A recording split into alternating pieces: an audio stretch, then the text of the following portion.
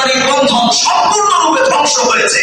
তারা তাদের সেই কালচারকে আমাদের পারিবারিক বন্ধন সমৃদ্ধ এই দেশে প্রচার করে আমাদের এই মায়ার বন্ধনকে ছিন্ন ভিন্ন করে ওই ল্যাজ কাটা শিয়ালের মতো আমাদের ল্যাজগুলোকেও কাটতে চায়। কথা বলে ঠিক কিনা?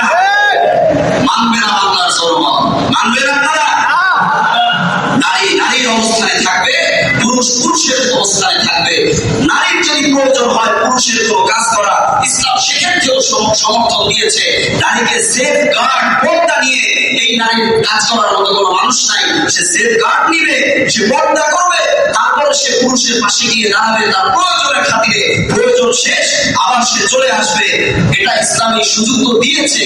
তারপরেও এত বেপর্দায় কথা কেন আসবে? তারপরেও নারীকে কেন পুরুষের প্রতিপক্ষ রূপে দাঁড় করাইতে হবে? শুধুমাত্র আমাদের পারিবারিক বন্ধনটাকে ধ্বংস করার জন্য। যে পারিবারিক বন্ধনের কারণে, যে পারিবারিক সম্পর্ক